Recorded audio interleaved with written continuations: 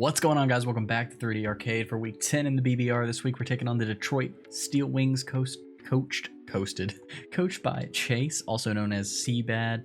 Make sure you check him out in the description. His link is down below. But we're here for the team builder this week. We're going over it. His team's pretty good. His record's pretty good. I think he's 4-5. 4-5. Double checking. That's season 2. He was in playoffs last season, so you know he's good. 1, 2, 3, 4, 5. He's 5-4. 5-4 with this team, and this team's pretty good, but we have a good matchup this week, so I'm hoping we can bounce back. If we win one more, we can avoid having 10 losses in the season. We're going to see what happens. We have 3 weeks left of the BBR, by the way. We fight Chase, and then we fight a couple other people, so watch out for that over the next few weeks. Make sure you guys are checking out this team builder, the battle tomorrow, MTBA battles, all sorts of stuff like that. But going over his team real quick, we got Rillaboom, Urshifu, Rapid Strike, Grimmsnarl, Hitmonlee, Salazzle, Raichu, Alolan Raichu, sorry, Runerigus, Weezing, Kadabra, Carkol, Lickitung. A couple things you notice right off the bat. He's got 2 fighting types, he's got 2 poison types. Cool, good to know. Rillaboom, huge threat. Urshifu, always huge threat. This Urshifu, a little bit less of a threat to us, which is nice. Salazzle, super fast. Pretty much can't catch it on our team unless we bring Jolteon. Unfortunately, Jolteon just doesn't hit a lot this week. The only Pokemon weak to Electric is Urshifu, and his only other move that he's got is Shadow Ball, so he can hit a few Pokemon with that, but not a lot of them. So, speed battle's a little bit different this week, but I think we've got a good team of 6. We're going to see how it goes, and if we're not fighting for speed, and he is, then it doesn't matter as much. He wastes his turns trying to get the speed while he figures that out. So, if I had to pick 6 that I think are going to show up against us this week, I mean, Rillaboom, Urshifu, and Grimmsnarl have to come. Hitmonlee can, but I don't see it being super reliable. Same thing with Carkol, which leaves us, so we've got 3 that we know are coming and 2 that we know that aren't. So he's got 7 more Pokemon to make up those other 3, being Lickitung, Kadabra, Weezing, Runerigus, Raichu, and Salazzle. Out of those, I think Salazzle comes for speed control, so that's 4 Pokemon right there. Rillaboom, Urshifu, Grimmsnarl, Salazzle. Then you got his team to round out. Well, because ground types can hit us okay, I do kind of expect Runerigus to be one of his walls. So I see Runerigus coming, and then it's sort of a toss-up, right? He could bring Weezing. Weezing's a ground immunity. Could be good. And that for that reason, he might go Runerigus over Weezing. Maybe bring both. If he's, because expecting Lando. Raichu probably doesn't come expecting Lando, and Psychic doesn't really hit us that hard, except for on VIRIZION. But you've got other ways on this team to hit VIRIZION, like Salazzle, right? And if Weezing comes, cool. Kadabra's also here, but same thing. Psychic doesn't hit a lot. You've got other options. So I'm kind of expecting Rillaboom, Urshifu, Grimmsnarl, Salazzle, Runerigus, and Lickitung. Runerigus can bring T-Spikes, and it can bring regular Stealth Rocks. Lickitung is an amazing wall. We lost to a Licky earlier this season, so we have to be respectful of that. Salazzle super fast, hits super hard, it can poison anything, so if we bring our Klefki shenanigans, it can poison it and give it a timer. Grimmsnarl is just a great Pokemon. He can do Klefki shenanigans, but he can also hit harder than Klefki, so he can hit things like our GOODRA and our VIRIZION and things like that. Urshifu is a freaking truck, and Rillaboom is a grass truck. That's all there is to that. Grassy Surge, Grassy Glide, Rillaboom with a band. Honestly, I'm kind of expecting Rillaboom to be the bander this week, and Urshifu to be more specially defensive because we have so many special answers to it, but we'll see how that goes for him. We are bringing the following 6 Pokemon, and then we will jump right into them. PRIMARINA, VIRIZION, Heatmore, SKUNTANK, Xatu, and GOODRA. So you notice, Lando's not coming. We tried really hard to work Lando in, kind of one of the rocks, because he doesn't have that many coverage options on his teams for deleting things. He's got Carkol and Hitmonlee with Rapid Spin, and they don't do a lot for him offensively. So on the one hand, we could bring it, rock him up, and he's stuck with it. But on the other hand, I just felt like our offensive pressure wasn't there, and these Pokemon bring us more offensive pressure and cover our types a little bit better. And we can still hit the same Pokemon that we could have hit. We just have a little bit less of a ground presence.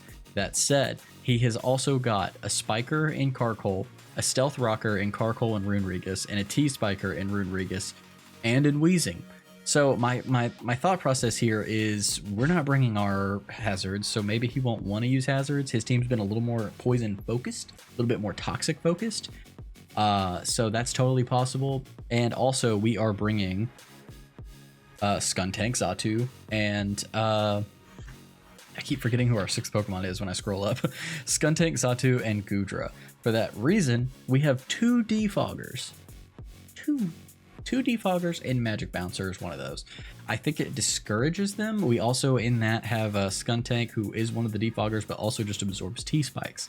I think, especially seeing that not many of these Pokemon are weak to rocks, except for obviously Heatmore is and Xatu is. We only have 2 mons weak to rocks. We have a couple of Pokemon who are not taking very much damage from them, and some even resist them. I think we discourage them. Maybe he goes for it if he has no other choice, but I think we discourage their use. So, typing wise, let's talk about each Pokemon stab wise for a second. And I'm going to scroll down here and get my type chart up for Chase's team. PRIMARINA this week, we'll talk about them. We'll talk about mons and type wise. So PRIMARINA this week, number 1, Expert Belt, Liquid Voice. If we had Liquid Voice last week, that Durham would have been less painful for us. We are bringing Hyper Voice, Moonblast, Flip Turn, and Psychic. Psychic's the move I'm not totally sure about. Kind of thought about bringing Toxic ourselves, but he's got so many poison types that could just switch in on it. Don't want to risk it. So Hyper Voice is going to hit behind a sub with Liquid Voice. It's going to be a water type move. Awesome. Doing good stuff. Hits behind subs if he tries to do it. I don't think he has any good subbers this week. Rillaboom might get substitute, and I know he likes Swords Dance stuff, but like Urshifu and Grimmsnarl, just not great choices for sub this week. And those are his other big subbers, I think. Raichu also gets Nasty Plot. Salazzle gets Nasty Plot. Nasty Plotters are scary. It is possible, but we're trying to prevent that. Moonblast hits really hard. Flip Turn is for some momentum. We don't have a lot this week, but we do have a little. And then we have Psychic. It's just really, as we go through the team, you'll see it's another way to hit Weezing if Weezing comes. So, mostly because Weezing's also going to be not very good at hitting Prim, even though it is, it's a poison type. So, fairy-wise, let's talk about it. We hit Urshifu, we hit Grimmsnarl, we hit Hitmonlee. Sweet. We also do big damage to Alolan Raichu, to Kadabra, and to Lickitung, all with those... my foot is really itching, you guys. I'm super sorry. We do big damage all with a fairy-type move as well. Water, we hit Salazzle, we hit Runerigus, we hit Carkol, quad effective. Hyper Voice is awesome. Hyper Voice also does a bunch of damage to a lot of Pokemon, even if it's not super effective. Okay, next up, Flip Turn, Momentum. That's all you need to know about that. Finally, Psychic. Psychic is going to technically hit Urshifu, Hitmonlee, and Salazzle, but Hitmonlee is super specially defensive. And Urshifu, we're better off clicking Moonblast. So that's the story there, but it's there. It's good to know. It's good coverage. We have, we're bulky offense, so we're modest max special attack. 4 in speed so that we outspeed min speed Weezing, and there's another 60 speed mon, and Grimmsnarl. Min speed Weezing and Grimmsnarl. Not to mention, we're modest. I don't know if I said that. We're modest. We have 252 in HP as well, so we are bulky. We have a really strong hitter. Expert Belt gives us just a little bit of power, but a lot of flexibility, and we don't have to give up any HP, which is going to be paramount this week because we are vulnerable to poison. A lot. Very vulnerable to poison. Next up, we have Virizion. Virizion, as always, is going to be a pretty standard set for us. It's going to be Life Orb this week, has to be justified. We are a lot special. We're mixed this week again. We're bringing Giga Drain, Sacred Sword, Ash Slash, Air Slash, and X Scissor. So we hit some mons pretty well with this squad. We have 4 EVs in HP, 188 in attack, 12 in defense, 68 in special attack, and 236 in speed.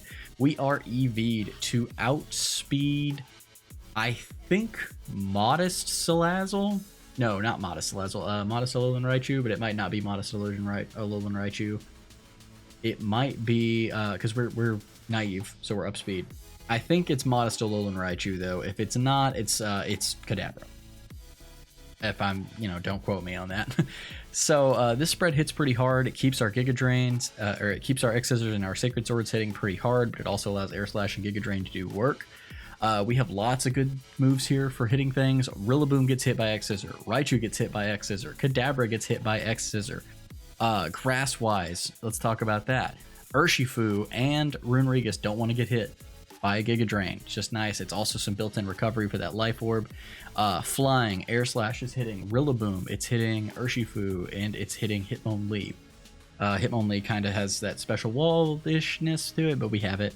And also Sacred Sword is going to be hitting Carkol and hitting Lickitung. It should do at least 50% to Lickitung, so we can hopefully kind of mitigate that wish stalling that we're talking about. But it doesn't give us the defense drops that we get from close combat. Plus, we can hit through defenses because Sacred Sword ignores stat changes on Lickitung specifically. Obviously, we can't hit Runerigus with it. It'd be great if we could, but that is that. Next up, we have got Heatmore. Hot Tea, the Heatmore coming back this week. It's been a little bit of time. We do have the Flash Fire ability this week to play around that Salazzle. Very important, threatening out those fire moves. I know he had to default poison moves against this team anyway, but it does threaten the fire moves, and getting an attack boost would be amazing for this Pokemon. We are Choice Scarfed. We are Choice Scarfed with 220 EVs in defense with the Adamant Nature. If we were Timid, I think it was still impossible for us to catch Timid Salazzle, but as it stands, we outspeed everything non-Scarfed except Salazzle in general. So Salazzle is going to be faster than us, but we're going to hit some pretty good stuff, and even if we stay in on a Salazzle, well, let me tell you, we got some surprises. We're rocking Fire Lash, Knockoff, Sucker Punch, and Stomping Tantrum. We have so much offense this week. We may be way too offensive, but I think that's the answer, is quick, fast offense this week. So Fire Lash is a move that is doing, I think it's 75, it's 80 damage, 100% accuracy, it lowers the defense by a stage every time. So it boosts and boosts and boosts and boosts. Awesome for Fire Lash. We also have Knockoff, which is a great dark type move that SKUNTANK doesn't get for some reason. So, you know, if we're knocking off an item, it's doing like 90 something damage, removes the item. Sick move. Sucker Punch is giving us some extra priority on anything that, well, truthfully, now that we're Scarf, maybe we don't want Sucker Punch. I might evaluate that. We might see that after. If you see that different in the battle, you know I changed it after the team builder.